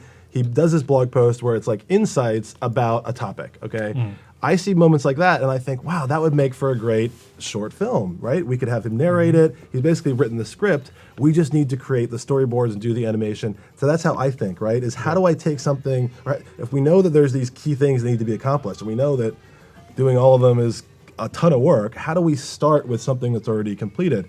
So one of the great examples of this is the US military does these awful presentations. And if you Google like awful US military presentation, you will find that there's an incredible, they're just horrible. So what people have done, presentation designers, and you should be inspired by this as well, is they'll redesign stuff that's badly designed. And you could make that like a blog post. What's his name? One of my friends did. There are a lot of projects like this on Behance. Like, there's a ton. Like let's redesign LinkedIn. Yeah, that's exactly what I was just UI going to ones say. are Or like the amazing, I Facebook one, the UI. Facebook, When they redesigned those sites, and this of course made more sense when web design was sort of a bigger industry than it is today. But yes, the remix, the redux is oftentimes what they'll refer to. Google or go into Behance and put in Facebook Redux or just Redux. Mind is blown. It's crazy. Because people, the UI, the concept of Facebook or whatever of these things is already there. But now you've just got to create your version of it. That's easier than you starting from scratch and thinking, what is my idea? You know what I mean? Start with stuff that's already ready to go and stuff that needs to be redesigned. Yeah, it's good practice. I like that. Okay, they have 2 minutes left. Oh my God. And I think it's Monica. She was asking, will there be a new challenge for us tomorrow? So actually, yeah, there will be one. And if you watch this show, you're watching this show, you have a big advantage versus the other. You will discover the challenge tomorrow, but yeah, it might has something to do with infographics. You will see. Awesome. Big advantage. Okay, so what's happening now? Is the cloud or brain maybe? Just mind mapping. So technically, like this one's maybe about clowns. So there you go, about the circus. So it's your clown throwing some things in the air.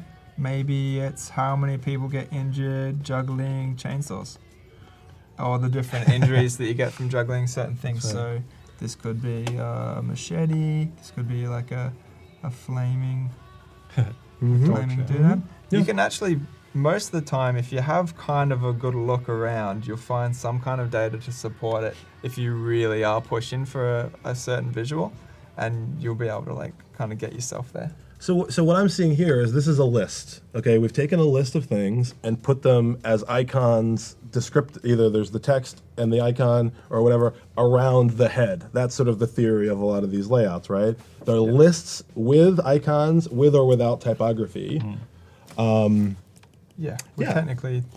Technically they wouldn't need to be around a head. Like say this juggling one could technically just be like the unsafe and safe things to juggle. Like an apple. So this could be a teddy bear. It depends on the stats. You'd want to find some stats, obviously, but there's no reason that you can't do a graphic like that. To have a research on this. Okay. Exactly. Let's see if it would teddy bear is safer than a chainsaw. The thing is that, I feel like people are more likely to kind of read something like this and jump in and read something that's a little bit fun. If you're trying to get exposure and just kind of get stuck into infographics, because they can be pretty gnarly when you just go into the real data stuff straight away. So maybe easy way in, and then kind of work in more data as you go. Like we said, like start out with your basic kind of layout, and then from there try and build that up. Because like there's no reason that your layout that's like a snake, it could just become a whole board game kind of visual, like a snake and ladder. And then you can have so much information in there. Whereas you, from the start, maybe don't hit it up thinking that's what you're going to do. Just start out that you want a path and then see where the data takes you and what you can actually fit in there. So I'd say just stay flexible. That's it. And when we think of infographics, one of the key things that is inherent in an infographic is that it's explanatory, that it's self-explanatory. Yep. So as Taylor was starting to add those titles, and as we're thinking more about typography, that is a huge part of this, right? Do you explain everything? Do you put a little, word definition next thing? Sometimes you need to do that. So you got to understand the possibilities of like what would the craziest, most complex layout look like. Sometimes you really want things to be simple. Sometimes things are a combination of all the above. Back to self-explanatory things, though, that is part of your agenda. That's part of the voice of the graphic, right? Is, as you said before about metaphors shouldn't have to be explained. So you need to understand your audience. So it's better when the audience is really pithy and interesting. It's harder when you're making like a textbook graphic that has to go in 50 states and be understood by people that don't speak English or whatever it is. You know what I mean? So the context and the explanatory nature of how you're teaching this topic to the person is something that you've got to kind of think about. Always take things away and then think, do I need to put it back in? Who's joining this to show? This is kind of like what a lot of people think when they think infographic is just like crazy. Crazy. Well, and I think when we're saying crazy, what we're really saying is layered. Layered. But in a way, layers. it's. I feel like it's quite inaccessible. Yeah, in a way, like it can be right. Because and to Taylor's point about being accessible, and Taylor's asking, "What is this?" these formats sometimes can feel just like you're reading a report that feels like it's sort of more high level than you want it to be. It's kind of like, yeah. Yeah, it's like sometimes you have this, you want to make it very complex for a certain sort of professional audience. Sometimes you need to make it a bit more digestible for a less experienced exactly. audience. There's so many different purposes. That's why like infographics are so broad, because you can have something that's very simple, like the sketches we started out with, or you could go with something that's like probably a little bit more well laid out than this sketch, but something that's very complex, like you could have thousands of different sets of data all feeding into the same visual. And I'm sure many of you have probably seen things like this before, where it's almost like computer generated. You'd want to have something actually generating those visuals for you, and a lot of the time they are. It's processing. Or, Exactly. So don't feel daunted or like you need to fit as much as you need into it can be intimidating. Like I Exactly. agree. Like if you buy these beautiful infographics books, at museums. Yep. Like, it looks amazing. Like it's true, but you really have to spend a lot of time to understand what's going on the screen. At some point it makes sense. And as you said, usually it's generated by a computer. It's very hard. It's beautiful, but it can be overwhelming. Exactly. I remember the first time I discovered infographics, I was like, "Oh, okay, it's not for me." And, Yeah.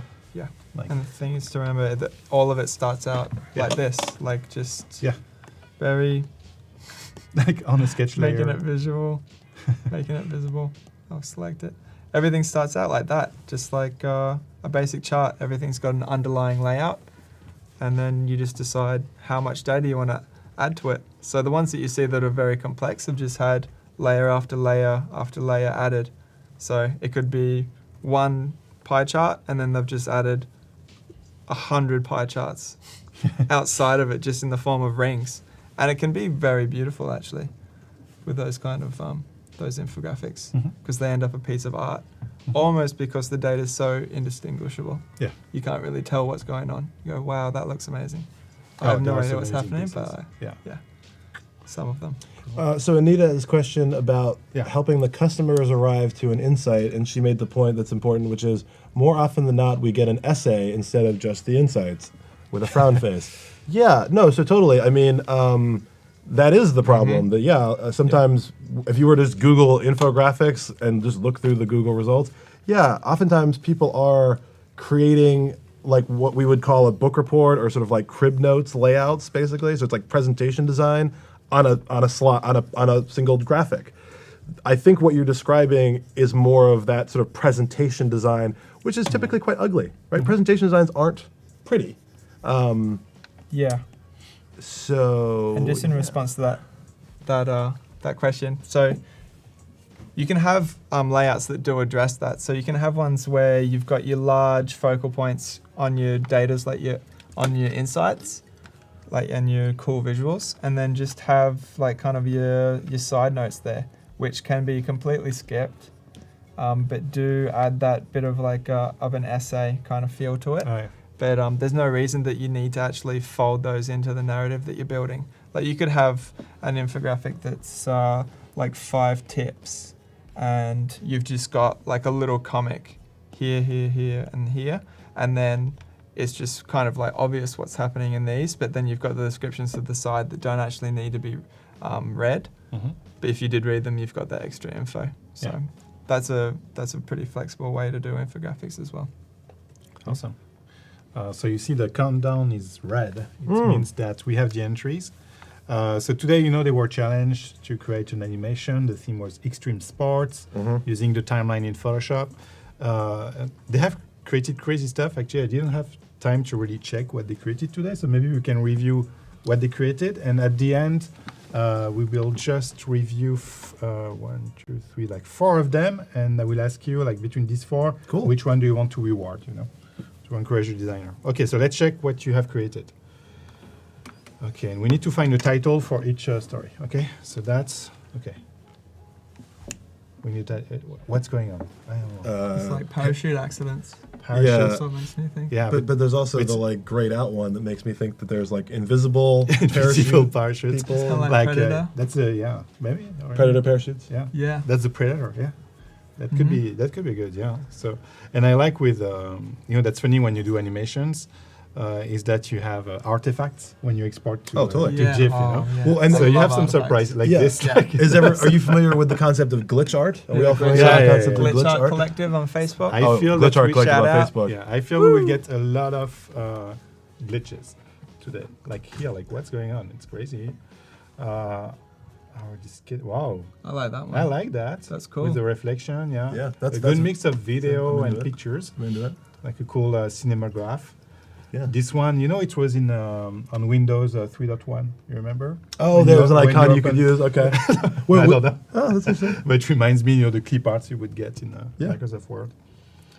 Clippies. Peter Chan. Whoa, what's going on? Whoa, look at the beautiful artifacts. Beautiful. And Liz. Well, that one That's would be extreme. great That's if you cool, cleaned I up like the it. if you cleaned up the artifacts. I mean, that's extreme. That's good. beautiful. Yeah. And this, what's going on? Oh, it disappeared. He's a ghost. Oh, okay. That's. It's a single run. It's maybe? an alternative, maybe ending of Akira. Where Oh yeah. it just disappears and there's no. Then, extreme. Oh, I like the Sports. photo ones. That's fun. The font choice. Yeah. I There's love that. there's that and there's I like Comic it. Sans. It's very slow. It's like a slow mo. It's very 90s. I like it. Slow. Yeah, how did I do that? Oh, okay. Interesting. Are they back here? Yeah. Oh. Hey, the skeleton Wow, is and his back. head. Oh my Oh, god, yeah, now the that head one's is cool. twisting. All right. Wow, look at this one. This one is crazy. Oh, a little cinematograph Cinematograph. action. Hey, I like that one. Mm-hmm. Beautiful. Good job. Who was that? Shaman. Was that Wow. like frame Good blending job. or something? And that's good. Oh, A lot of Wow. skeletons. I was Digging zooming. it. that's so quite it- professional. Of all the ones we've seen, this might be, I think, I think so the far. browser is generating artifacts because it's resized. So I will zoom in full. Oh, right. see what Even I with the mean? artifacts look cool. Wow. I love Hey, this that's guy. pretty cool. That's very He's doing a Come on. bounce. Whoa. I want a smiley face. Smiling. pretty BMX. professional. Oh my god. That's pretty Mm. professional. BMX. Professional. Do you have one? A BMX? A BMX? Yeah, no, I'm no. terrible at bikes. Prefer a skateboard. Maybe we'll get some skateboarders. Oh, surf. Ooh. Do you have surfers in your region? Yes. Yeah. You Grew have up on some the too, beach. no? In In LA. DC? No, I'm in DC. Oh, in DC. Yeah. there We is- got, no, cold surfers. There's no. a very small Yeah. surf scene in DC. Like Yeah. this. This is my favorite one. I mean, this is brilliant This is because cool. you got the typography is nice. Is that an animated GIF it though, lit? or is that just a video that's No, style? That's a perfect loop. That's Yeah. beautiful. That is very It's professional. exported as Yeah. a GIF, but I'm it's down a with that mix one. of video and hey. Okay, he's in trouble. Like he's not doing better. It's extreme. It's extreme. I am a fan of the clouds Okay, effect though. frame to frame. Different Good job. clouds. Next time, let's try to make it smaller. Okay, because I feel like it takes a lot of space. Yeah, exactly. Yeah, it takes too much space. Okay, what's going Oh, on? what's this one? Oh, it's the. Oh, see, this is that's brilliant. extreme Oh, because that's- I it's want more that's- of this. That's very Oh. extreme. So the reason that we like the video one, I think that almost has to go in a separate my category. This is if this person did that drawing themselves, It's- that's pretty super awesome. I'd say that more so falls into animated GIF territory. If Ah. that is Yeah, the if heavy on that's the how it animated. was, yeah. Yeah, heavy This on could the be animated. from San Francisco. This one. Look at the typography. Yeah, like it's hip very style, Haight-Ashbury, very skateboards. Like Grateful it's your, Dead. it's your Not thing. opening It's your too thing. well. Yeah. That's Okay, what's going on here? Oh, that's beautiful.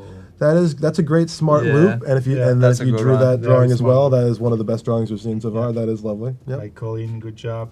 Ooh, where's the movement? What's gonna happen? I don't like the movement, but the illustration is awesome. Yeah, I like the layers also. You know what would be Very cool with good that job one is on if the the- sun had moved. Oh, you got that beautiful Ah, gradient. If somehow the shadows had the sun. Yeah.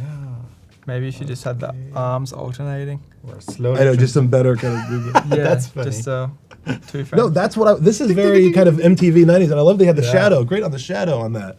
That's a cool. video, but then he looped in the middle. It's almost like That's Monty super Python. funny. Yes, exactly. You know? You just need like a dinosaur to pop up. Yeah. in the It's something background. more extreme Godzilla. and a title at the beginning. More skateboard for you. Yeah. Oh yeah, I like that one. A lot of skeletons. I like the background. Background's cool. That is cool. Okay, what's going on? Ah, that's our friend who's getting better at skiing. You remember the first one? It was Yeah, I kind of love that one. yeah.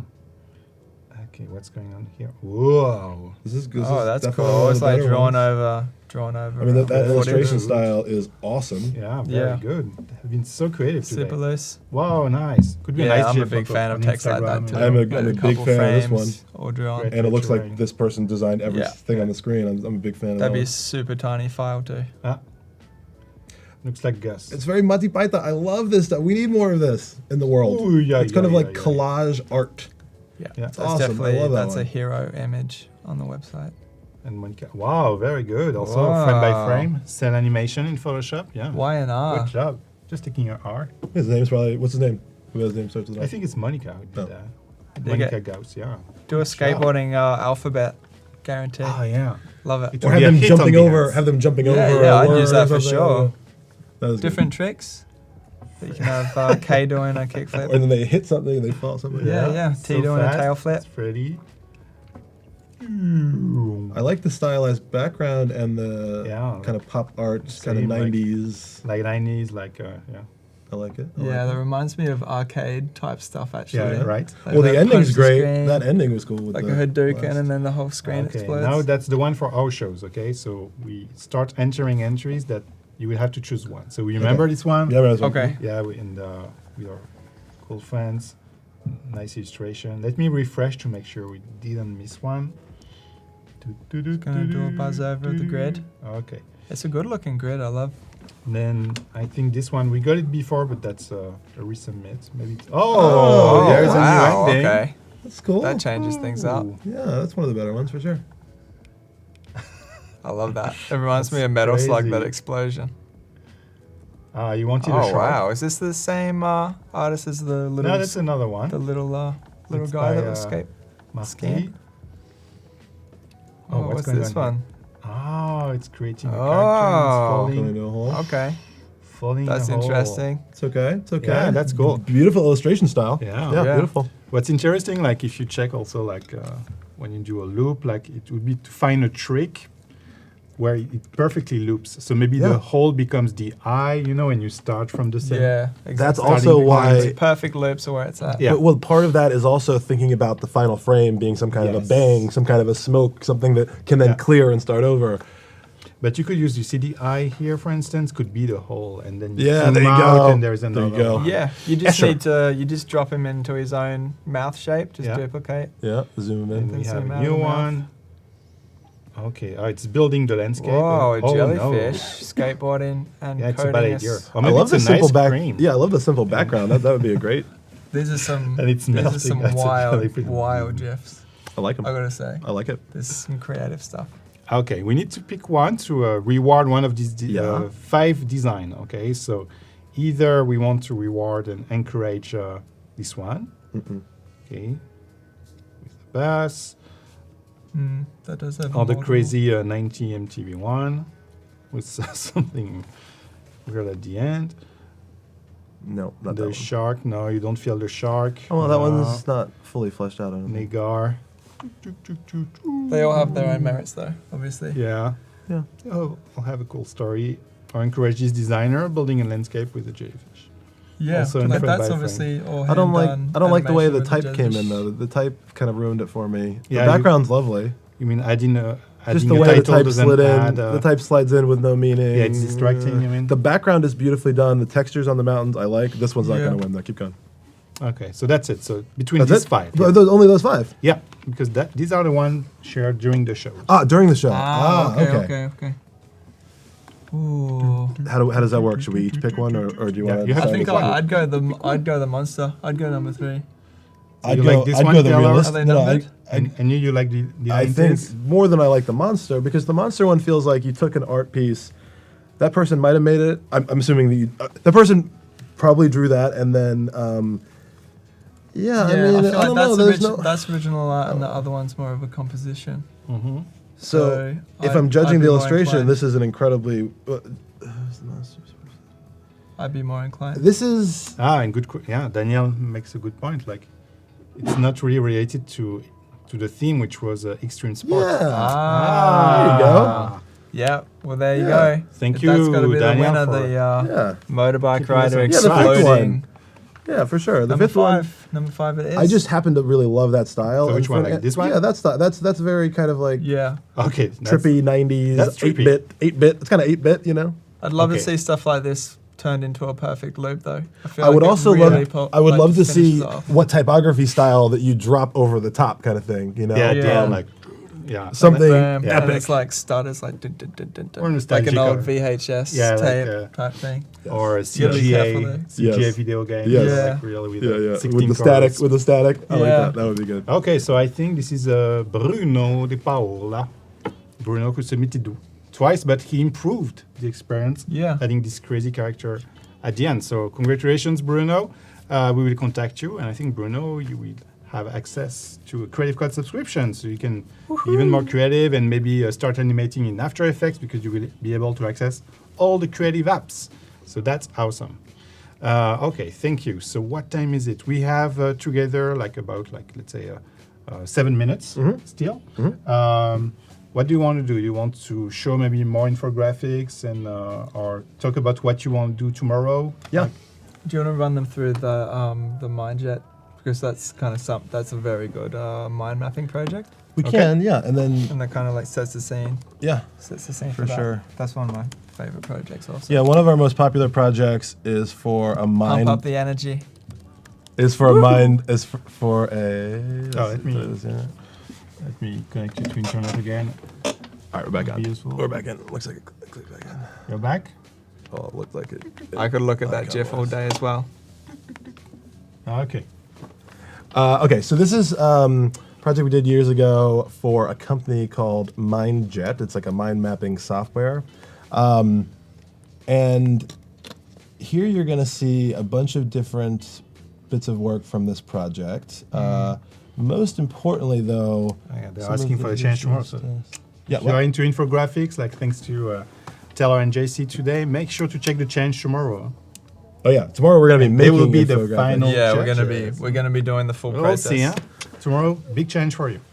Yeah, Start to finish. some stuff that I just wanted to focus on. So like here's a style where everything was made out of like sewn design. Like everything is made. It's real. It's Like, real. That's You sewn. took pictures, basically. Yeah, yeah, Yeah. yeah.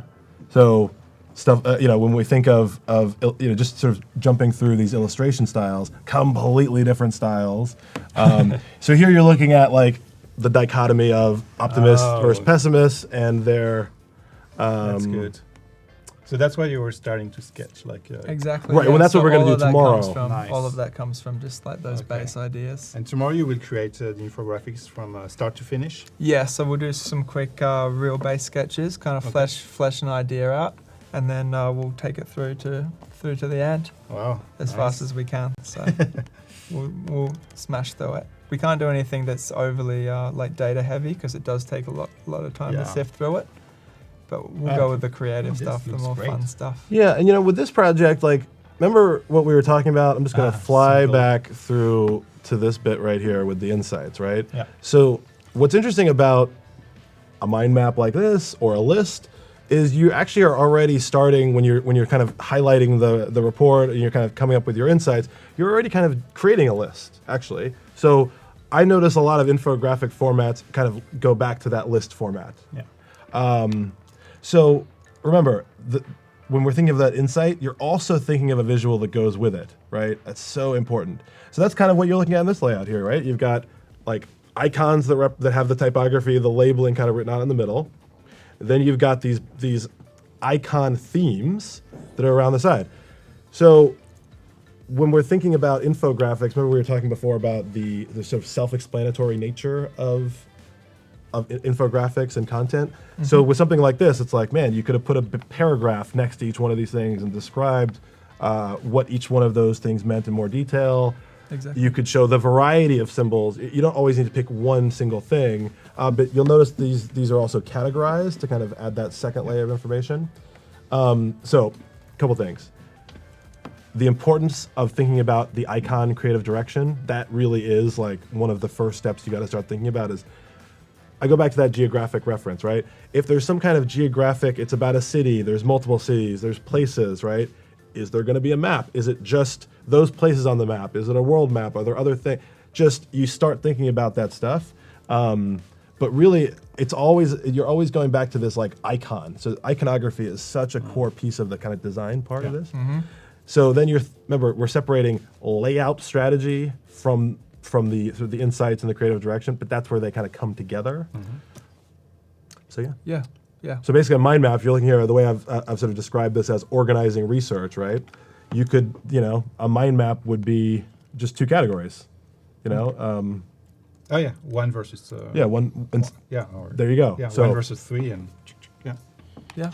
Mm-hmm. A versus left and right, and here we go. A versus. Yeah, you can make it B. as complex or as simple as you want it to be. And then in between is the kind of identifying group style. In fact, let me just show you how I do that in this format. So yeah, let's say that's like what we'll this. tackle tomorrow. Yeah, Okay. that's what we'll tackle tomorrow. Awesome. Yeah. Thanks. So maybe you can display the schedule one more time for tomorrow, because we have like a full week. This was the first day. Thanks again for sharing the methodology, the process, Yeah. how you sketch, and also just the mindsets. But tomorrow we'll be back at 9 a.m. Pacific time with Victoria Seamer. She will create more cinematograph in Photoshop using the timeline. Really Then Nathaniel Tudvid, he will be back also with more Photoshop tutorials. Shona for some lettering, invitation, postcard in Photoshop. And tomorrow, so we will create this mind map or like Yeah, mind map. Mind map, yeah. We'll get crazy with it.